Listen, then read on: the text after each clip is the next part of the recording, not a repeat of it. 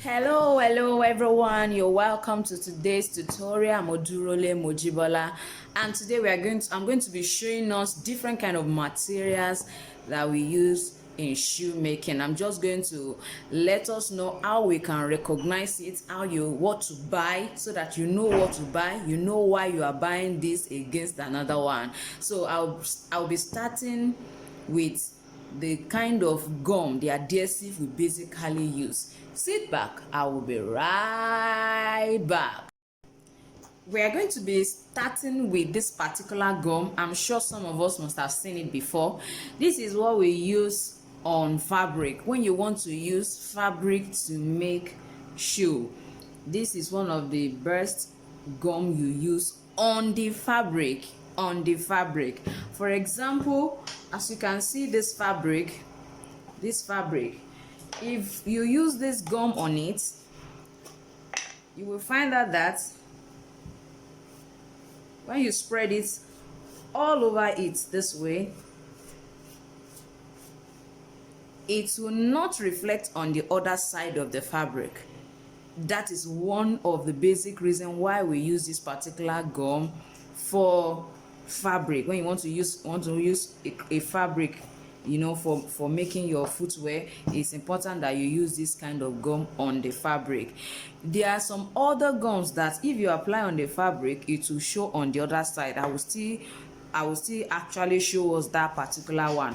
This is actually, if you look at it, you find out that it is totally white in color, and this is one of the common brand that we usually use for this purpose. So when you want to use it probably you want to use fabric to actually even cover your board, maybe you want to do some Ankara craft or so, this is one of the best gum for you to use, because as far as the gum is concerned, when you use it on fabric, it will not show on the other side, it will not smear this side, it will remain intact like this. You can see the way it's white.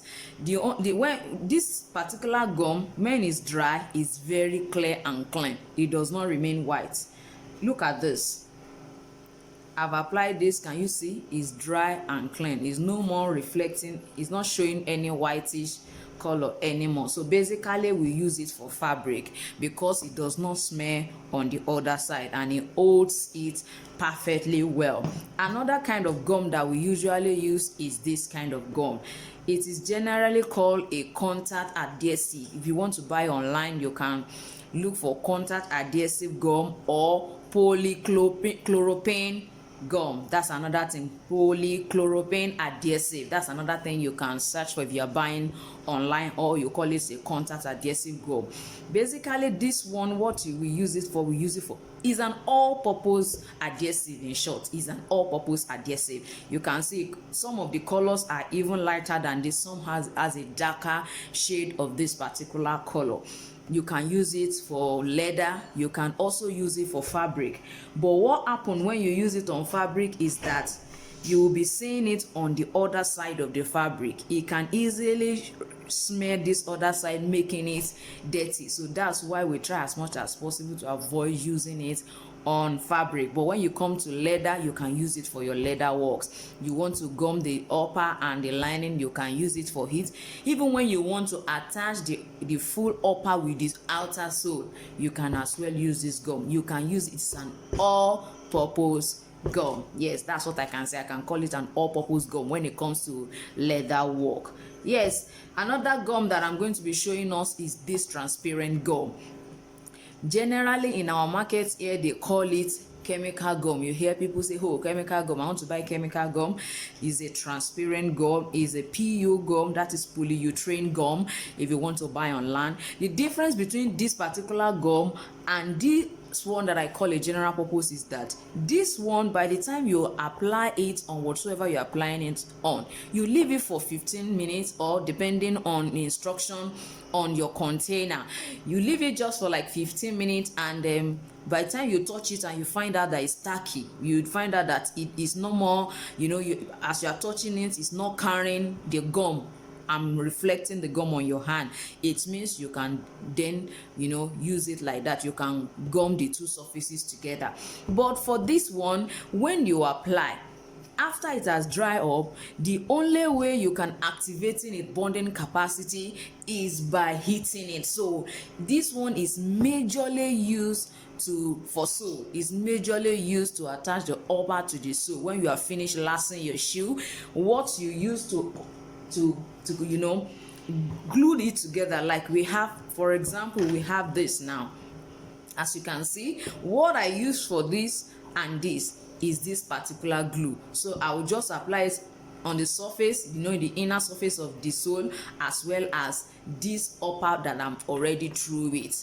And after I've apply it, I will leave it for like 5 minutes to 10 minutes. It will dry up. Then I will now heat it up. And when I mean heat, you can make use of your stove, you can make use of your cooker, you can even make use of all this our general heater that they use to the air dryer. Yes, there is a particular one that you can easily use to dry your hair that produce hot air.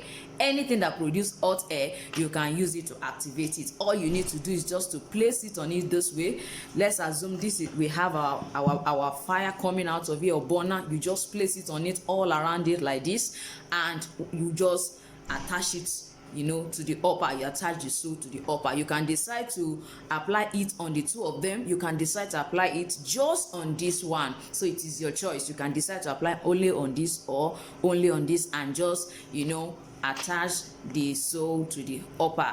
That is what we use this gum for. We don't use it to make this upper. You cannot use it for this purpose. If in case you want to cut an upper like this and you want to join it to the lining, you don't use this kind of transparent gum for that purpose. This is what you use for the purpose. That's why I said you can use this particular gum for every kind of leather work. Now this particular leather can as well be used to actually sole your sandal or your palm or your shoe. What the only difference is that you don't have to heat this one when it's dry. As long as it is dry, you bring them together, and that is all. They stay. You hammer it. Of course, you have to hammer. You hammer it just to enhance the bonding, and leave it to actually cure up for like 24 to 48 hours, and you find out that it is intact. Now let me also show us another kind of gum that we normally use. You will see, I'm sure some of us have been seeing all this brand of gum in the market. It looks more like super glue even when you smell it, but you can use it actually to repair shoe. This is majorly for repairing shoe. Please, it's for repairing shoe. I don't advise you to actually make this kind of sandal and use this to actually join the sole to the upper. That is not what it's meant for. But when you are through with lacing it this way, I mean soling it rather, when you are through with soling it, as in the sole is already on this upper part, what you do is, in case you have a little opening in between the side, you can decide to use this to close that particular side. You can just use it to close it up. Yes. Or when you have a shoe or sandal that you have been wearing and you're thinking of how to repair, if it's just a small opening, you can buy this and use it to repair. When you are through, you can see you can cover it. When you are through, you cover it and you return it. Actually, there are so many brands of this, so you can get any of this. This is how it actually looks inside. That is what I have to explain to us. That's the basic thing you need to know about gum. Yes, before I move on, I want to quickly let us know that for those of us who loves to make slide like this, you can also use this gum for this particular side of your slide. It doesn't matter if it's a 4 slide that you're trying to make, you can use this particular type of gum for this side. It stays longer than this other type of gum. Yes, it stays longer. You can decide to first of all use this to hold it down. When you have properly fixed it, then you can use this one to stabilize it. Because if you make mistake of using this one and it not staying well, you may not be able to remove it. You may not be able to remove it. You understand? So please, first of all, use this. Then you now use this one to stabilize and perfect it. It will stay properly and it will last longer. Yes, this is also a particular kind of sole. We are going to be going to different kind of sole now. You use this one majorly for slides. You use it for slide. It doesn't have to go under, as you can see. It doesn't have to go under. There are some slides like this that has another one under it. Is a double-sided slide. It's a double slide because it has the upper and it has the, you know, the one, that part that touches the floor. So that one you definitely have to last it under, then cover this place with that second part of it. It comes like that, unlike this one that is just single and it's always stays by the side. So for this side you have to use this. Yes. Now another kind of sole I want to show us is this, our locally made sole. You can see the rolled facets on it. There are so many types of actually that. So you have it for men, you have it for women. You can see these ones are for women. They are rubber sole. They are made locally for sandals. You can see, even looking at the shape, they are made for sandals. You can see this.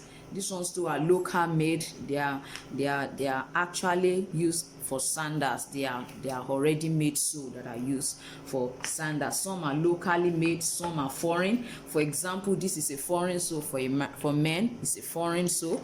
Look at this one as well. It's a foreign sole too. As you can see, it's a foreign sole. Looking at this shape, I want you to pay attention to the shapes of sole when you want to buy, because you find out that there are actually different kind of shape. If you look at this shape, it's majorly for shoes. It's either you use this particular sole for shoe, covered shoe, I mean a fully covered shoe, or when you know there are some of our styles that the front part is fully covered, it's covered halfway, then it has a back part too, you know, it has a covered back. You can use this kind of sole for it. But when you are making a sandal such as this, this sole is not meant for such kind of a sandal. So when you are making that kind of a sandal, this is what you use. You can see how the shape look like. Sometimes those people who sell material won't tell you one is for shoe and one. Some of them will not even tell you anything. Some of them are too busy to attend to you. So you might have to sort yourself out, which is the purpose of these tutorials. You have to know what to buy and what not to buy. So these ones are locally made. They are rubber sole. You can decide to buy a foreign sole. It's all your choice. This is an example of a foreign sole. You can see this is an example of a foreign sole. This is for female. It's for female sandal. You can have them as flats. You can have them as a little bit, you know, high like this, and you can also have them as wedge. You can see this wedge. You can have them as wedge. This is how this one comes. You can have them as wedge in different shapes and color. All these ones are foreign and they are soles. Now if you cannot find the sole you want to use and you intend to improvise, I mean you want to use, you know, you want to cut the size yourself. For example, somebody who use size 42 or 43 as a woman, you may not be able to get the appropriate sole, you know, for that person, because majorly in our market you hardly find size 42 and 43, 44. So for women you can find them. For men, but for women you are not likely to see all those kind of sole. So that is why I'm going to be showing us all these types of sole that you can cut out. Now you can, if you look at this one, it's looking more like a crepe. It's actually very flexible. As you can see, it is flexible. You can use this as sole. You can see this one is a kind of foreign crepe as well.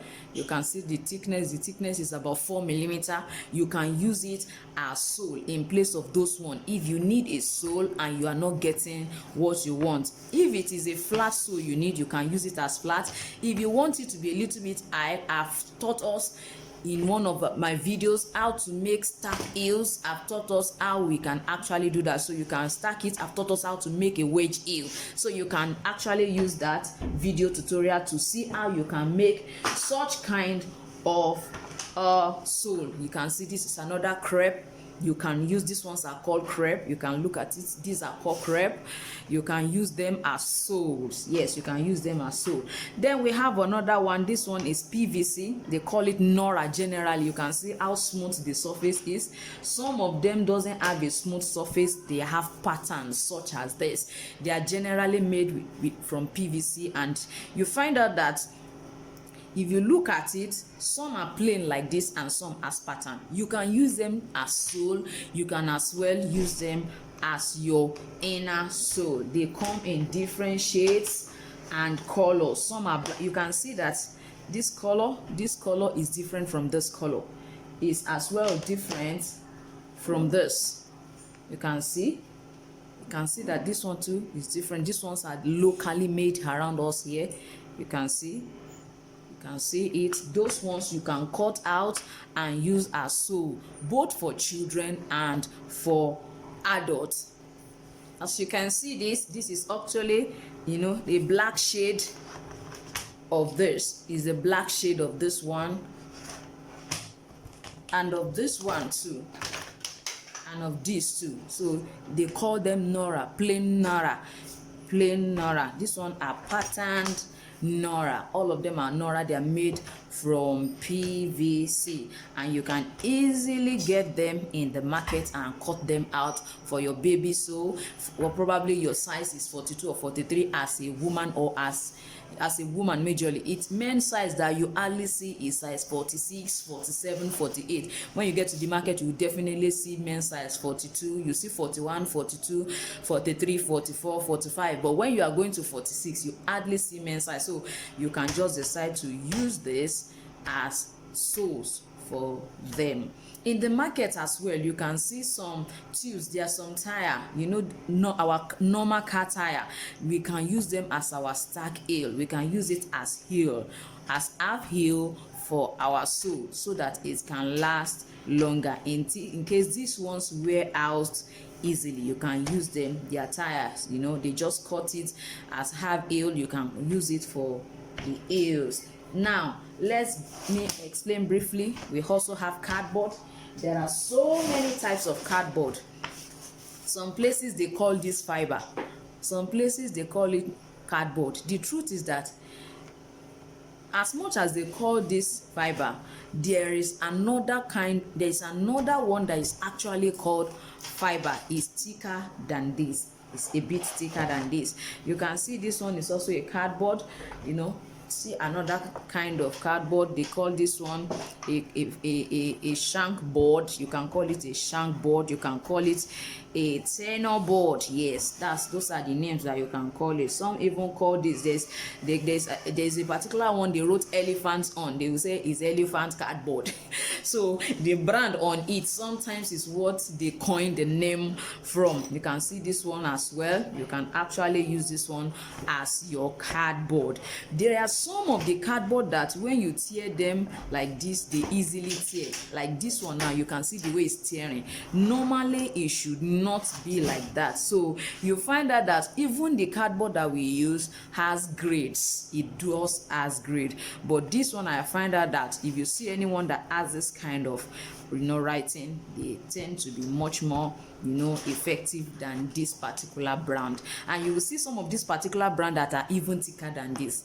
So this is just part of what we use as materials in shoe making. You know, I've taught us about heels, and I've taught us how we can make our inner sole. You can check the description for those videos on how to use these cardboards. Now let's quickly go to our marco. Yes, talking about marco is an important part of actually shoemaking. They call it ever. So if you want to buy online, you can say you can call it ever.